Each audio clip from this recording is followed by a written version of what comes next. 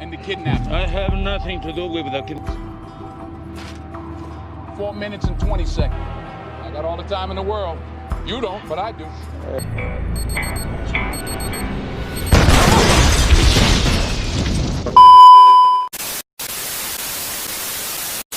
Halo guys, bagaimana kabarnya? Makan kenyang? Selamat datang di PTK Review. Kali ini film yang akan saya bahas berjudul Man of Fire. Film yang dibintangi oleh Denzel Washington yang berperan sebagai Chris. Menceritakan tentang keadaan Meksiko yang darurat penculikan anak. Chris sebagai pemeran utama ditugaskan untuk menjadi bodyguard seorang anak dari pengusaha kaya di Meksiko. Jika kalian suka dengan video saya, silahkan subscribe. Tanpa berlama-lama lagi, siapkan cemilan Anda dan intro.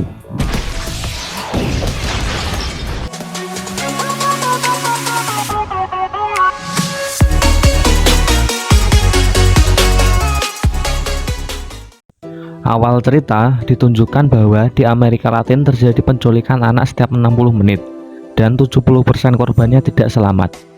Jika ingin selamat, penculik meminta tebusan besar. Penculik beroperasi meminta tebusan lewat telepon dengan cara menyuruh orang tua korban dan diberikan instruksi-instruksi lewat telepon ketika menyerahkan tebusan. Setelah mendapatkan uangnya, penculik membebaskan korbannya. Adegan berpindah ke Meksiko. Diperlihatkan seorang pria kulit hitam, dia bernama Chris. Chris adalah tokoh utama dalam film ini. Chris sedang dalam perjalanan menemui sahabatnya yaitu Ray. Chris adalah mantan tentara elit yang mempunyai keahlian melacak dan membunuh orang-orang penting, contohnya seperti jenderal atau pemimpin dari pihak musuh. Chris menemui Ray karena dia sedang menganggur dan dia sudah pensiun dari militer. Chris meminta Ray untuk mencarikannya pekerjaan. Adegan berpindah ke dua orang pria yang berada di restoran. Mereka adalah Ramos dan si pengacara. Mereka sedang membahas perusahaan Ramos yang terlilit banyak utang dan banyaknya penculikan anak di Meksiko. Si pengacara menyarankan Ramos untuk mencarikan bodyguard untuk anak Ramos yang bernama Pita. Kembali ke Chris. Chris diberi pekerjaan oleh Ray, yaitu sebagai bodyguard. Chris bertemu dengan klien, yaitu Ramos. Ramos melihat riwayat Chris dan takjub ketika melihat Chris memiliki pengalaman selama 16 tahun di militer. Tapi yang tidak disukai Ramos dari Chris ialah Chris suka minum minuman keras. Chris sampai di rumah Ramos dan bertemu istri Ramos. Kita sebut saja Ibu Pita karena Chris ditugaskan untuk menjadi bodyguard Pita. Pita mengantarkan Chris ke kamarnya. Setelah bertemu dengan Chris, Pita merasakan kesedihan yang sangat besar pada Chris. Pita mengibaratkan Chris adalah beruang besar yang bersedih, dan Pita menamai boneka beruang yang dibawanya dengan nama Chris. Keesokan harinya, Chris mengantar Pita ke sekolah. Pita adalah anak yang cerdas dan suka berteman dengan siapa saja. Ketika perjalanan pulang, Pita mengajak ngobrol Chris, tapi Chris terlihat cuek dan tidak peduli. Chris menyuruh Pita agar diam dan tidak bertanya lagi. Ketika di kamar, Chris ditemui Ibu Pita. Ibu Pita bertanya bagaimana hubungannya dengan Pita. Chris pun menjawab, aku dibayar untuk melindunginya, bukan untuk jadi temannya. Lanjut, ketika dia mau tidur, seperti biasa, Chris minum miras. Dia tidak bisa tidur karena teringat masa lalu di militer. Dia sudah membunuh banyak orang dan dia terus memikirkannya. Lalu, Chris mencoba bunuh diri dengan sebuah pistol dan satu peluru yang selalu dibawanya. Tapi, ketika ditembakkan, pelurunya macet. Padahal, peluru macet adalah sebuah kejadian yang sangat langka. Karena kejadian itu, Chris menelpon Ray untuk curhat dan Ray memberitahu peluru selalu mengatakan yang sebenarnya. Chris belum saatnya untuk mati. Seperti biasa, Chris kembali mengantarkan Pita ke sekolah. Saat di perjalanan, ada mobil yang mengikutinya. Chris meminjam pensil Pita untuk mencatat plat nomor mobil tersebut. Tapi Chris tidak bisa melihat plat nomor dengan jelas karena dia hanya melihat lewat spion. Diam-diam Pita mencatat plat nomor mobil tersebut yang mengikutinya. Pita mengikuti kelas renang. Setelah selesai renang, Chris memberi saran ke Pita agar bisa renang lebih cepat. Adegan berpindah ke Chris yang sedang menonton TV. Dia melihat berita yang membahas penculikan anak. Keesokan harinya, Chris melatih Pita renang untuk memenangkan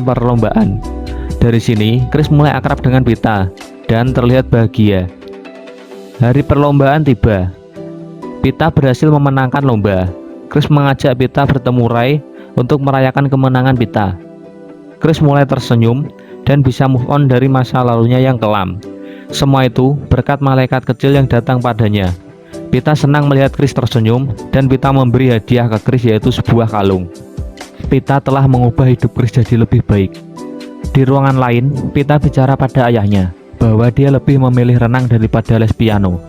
Tapi si ayah menyuruhnya untuk tetap ikut les. Chris dan Pita menuju tempat les piano. Pita masuk tempat les dan Chris menunggu di luar. Ketika Chris menunggu di luar, dia merasakan ada yang aneh. Dia melihat ada mobil polisi yang memblokade jalan di depan tempat les. Dan Chris melihat ada mobil yang mengikutinya tempo hari. Saat Pita keluar ruangan les, mobil yang mengikuti sebelumnya menuju ke arah Pita. Chris menyuruh Pita untuk lari. Dan tiba-tiba Chris ditembak polisi. Chris pun membalasnya. Terjadi adu tembak. Kenapa polisi menembak Chris? Simak terus sampai akhir, oke? Chris berhasil menembak polisi, tapi polisi yang sekarat berhasil menembak Chris di dada. Pita melihat Chris yang sekarat dan mencoba menghampirinya. Namun, Pita diculik dan dibawa masuk ke dalam mobil yang mengikutinya sebelumnya. Singkat cerita, Chris dirawat di rumah sakit dan dia dituduh membunuh polisi dan terlibat dalam penculikan. Ketua polisi melakukan pencitraan, yaitu mengundang wartawan dan bilang bahwa telah menangkap pembunuh polisi. Semua terlihat percaya dengan kata-kata ketua polisi, tapi Mariana, seorang wartawan, dan Pak Detektif tidak percaya. Mereka berdua tahu polisi terlibat dalam kasus penculikan tersebut. Adegan berpindah ke rumah Ramos. Terlihat Ibu Pita begitu sedih. Wartawan dan polisi ramai-ramai mendatangi rumah Ramos. Di sana juga ada ketua polisi yang menangani kasus penculikan. Dia bernama Fuentes. Di sana mereka menunggu telepon si penculik. Dan penculik pun menelpon Ramos. Penculik meminta tebusan 10 juta dolar. Ramos disuruh mengantar uang tersebut seorang diri. Ramos mengantarkan uang tersebut sesuai arahan penculik. Ketika anak buah penculik mengambil uang tersebut, ada penyergapan dari pihak lain, dan mereka mengambil uang tersebut. Akibat penyergapan itu, uang tebusan hilang, dan salah satu keponakan penculik terbunuh saat penyergapan. Penculik marah dan negosiasi batal. Nasib Pita pun berakhir. Adegan berpindah ke Ray dan Pak Detektif yang membawa Chris keluar dari rumah sakit dan merawatnya sendiri karena Ray takut nyawa Chris diincar oleh polisi-polisi yang korup. Pak Detektif menanyai Chris, siapa yang terlibat dalam penculik itu, dengan memperlihatkan foto. Tapi Chris tidak tahu. Pak Detektif memberitahu, yaitu ada organisasi yang bernama Lahir Mandat, organisasi yang melindungi pejabat dan polisi korup. Singkat cerita, Chris sudah sembuh dan dia ingin balas dendam. Dia mengunjungi TKP penculikan. Di sana Chris bertemu Mariana. Mariana berjanji akan membantu Chris dalam balas dendam. Chris menuju rumah Pita untuk mengawasi barang-barangnya. Chris melihat buku harian Pita yang terdapat catatan plat mobil yang mengikutinya tempo hari. Chris memulai aksi balas dendamnya dengan membeli berbagai senjata. Chris meminta Mariana untuk melacak alamat dari plat mobil yang ditemukan Chris. Dan alamat dari mobil tersebut ditemukan. Berkat bantuan Mariana, Chris mengetahui alamat dari pemilik mobil tersebut dan dia menjadikannya sebagai target pertamanya. Pemilik mobil tersebut bernama Georgie. Georgie adalah seorang polisi korup yang tergabung dalam organisasi Lahir Mandat. Chris menangkapnya dan menginterogasinya. Dan jika Georgie tidak menjawab, maka Chris memotong jarinya. Dari Georgie, Chris mendapat info otak penculikan Pita, yaitu bernama The Voice. Tapi Georgie tidak mengetahui siapa dan di mana The Voice, karena The Voice hanya memberi perintah lewat telepon. Georgie hanya tahu siapa kaki tangan The Voice. Georgie menunjukkan ke Chris kaki tangan The Voice bekerja di bar. Setelah selesai menginterogasi Georgie, Chris lalu membunuhnya. Chris datang ke bar menemui kaki tangan The Voice. Chris menghajarnya dan menginterogasinya. Chris mendapat informasi, yaitu sebuah ATM yang digunakan The Voice untuk mengirimkan bayaran ke anak buahnya. Dan Chris juga mendapat informasi yang mengejutkan. Ternyata yang menyergap dan mengambil tebusan untuk membebaskan Pita adalah polisi korup atas perintah Fuentes. Bagi yang lupa siapa Fuentes, Fuentes adalah ketua polisi yang menangani kasus penculikan. Itu loh, dia yang ada di rumah Ramos waktu ada telepon dari si penculik. Ternyata Fuentes juga merupakan anggota lahir mandat. Dia adalah pemimpinnya. Setelah mengetahui itu, Chris membunuh target keduanya. Chris memberikan Mariana kartu ATM tadi untuk melacak The Voice. Chris bersiap untuk menangkap Fuentes. Chris menyiapkan strategi untuk menangkap Fuentes karena Fuentes adalah ketua lahir mandat dan dia dikawal sangat ketat. Strategi Chris untuk menangkap Fuentes yaitu dia pergi ke sebuah rumah dan menuju lantai 2. Dia menyiapkan bazooka untuk menembak mobil pengawal yang berada di depan. Ketika mobil yang di depan tertembak, otomatis jalan terhalang dan mobil yang di belakangnya akan berhenti. Dan Chris langsung menangkap Fuentes yang berada di mobil belakang. Chris membawanya ke bawah jembatan agar tidak terlacak dari helikopter yang mencari Fuentes dari udara. Chris menginterogasi Fuentes. Chris memberitahu bahwa dia menaruh bom di dalam bokong Fuentes yang akan meledak dalam 5 menit. Chris melakukan metode interogasi yang sangat ampuh dan terbukti Fuentes mengakui dia memang yang mengambil uang tebusan itu. Tapi uang itu hanya berisi 2,5 juta dan sisanya kertas. Dari sini kita tahu ada orang yang menukar uang tersebut. Dan dari keterangan Fuentes diketahui yang menukar uang tersebut adalah si pengacara. Chris pergi meninggalkan Fuentes dan bom di bokong Fuentes meledak. Chris menuju rumah si pengacara. Ketika sampai di sana, si pengacara sudah terbunuh. Chris menemukan nota rekening bank yang ada nama Ramos di sana. Chris merasa curiga dan menyuruh Mariana untuk mengecek nota rekening bank tersebut. Chris menuju rumah Ramos karena dia sudah mengetahui alur dari penculikan tersebut. Pertama, dia tanya ke Ibu Pita, apa dia ikut terlibat? Tentu saja, Ibu Pita bingung dengan maksud Chris karena dia tidak tahu apa-apa. Lalu, Chris bertanya ke Ramos, apa kau tahu tentang uang tebusan hanya 2,5 juta? Karena bukti-bukti yang menyudutkan, Ramos pun terpaksa mengakuinya. Penculikan tersebut ternyata rencana Ramos dan si pengacara. Karena Ramos memiliki banyak hutang di perusahaannya, dan dia berencana mengambil uang tebusan dan membagi 3, yaitu kepada Ramos, si pengacara, dan The Voice. Gara-gara hal ini, Pita terbunuh. Ramos tidak tahu akan penyergapan uang tersebut, dan rencana antara Ramos, si pengacara, dan The Voice gagal. Ternyata penyebab kematian Pita adalah ayahnya sendiri. Ramos mengakui membunuh si pengacara karena si pengacara yang menyarankan ide tersebut.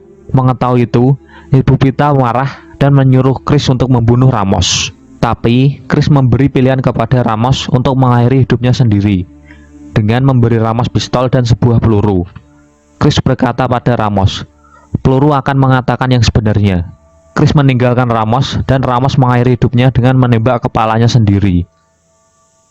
Berpindah ke Mariana dan Pak Detektif, mereka berhasil melacak lokasi dari pemilik kartu ATM yang diberikan Chris tempo hari. Bahkan, mereka juga tahu siapa The Voice, yaitu namanya Daniel Sanchez. Pemilik ATM itu adalah istri The Voice, dan dia tinggal di perumahan sederhana bersama adik The Voice, sementara The Voice masih belum diketahui keberadaannya. Chris mendapat informasi tersebut dan langsung datang menuju rumah istri The Voice. Ketika Chris mau menangkap adik The Voice, Chris tertembak di dada, tapi dia bangkit dan berhasil meringkusnya. Chris menyandra adik The Voice dan istri The Voice. Chris menyuruh mereka menelpon The Voice. Ketika telepon terangkat, Chris memberitahu kepada The Voice telah menyandra istri dan adiknya. Chris mengancam The Voice akan membunuh istri dan adiknya. Chris menawarkan pertukaran, yaitu Chris ingin bertemu dengan The Voice dan membunuhnya, dan istri dan adiknya dibebaskan. The Voice tahu bahwa Chris melakukan semua ini untuk balas dendam atas kematian Pita. The Voice kemudian memberitahu bahwa Pita masih hidup, tapi Chris tidak percaya. Kemudian Chris bertanya siapa nama boneka beruang Pita.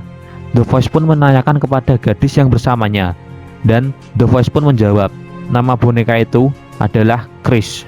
Chris akhirnya percaya karena hanya dia dan Pita yang tahu nama boneka itu. The Voice membuat kesepakatan dengan Chris, ingin menukar nyawa Pita dengan nyawanya.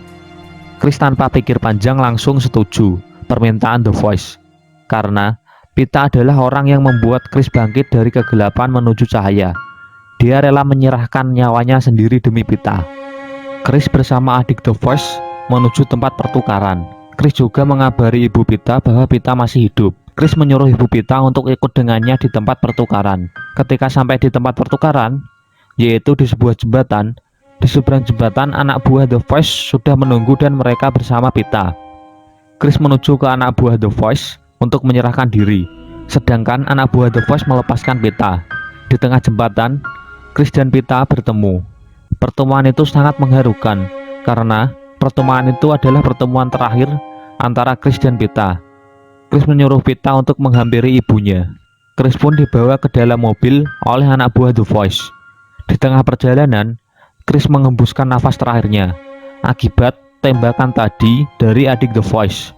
Chris meninggal dengan keadaan tenang karena tujuan hidupnya sudah tercapai, yaitu menyelamatkan Pita.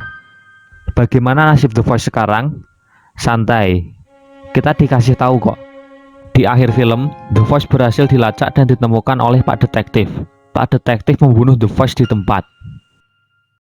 Dan film pun berakhir. Ending yang sangat mengharukan. Terima kasih sudah menonton video saya. Bila kalian suka video ini, like dan bagikan ke teman-teman kalian, agar teman kalian juga merasakan kebahagiaan seperti apa yang kalian rasakan. Matur nuwun. Sampai ketemu lagi di video berikutnya.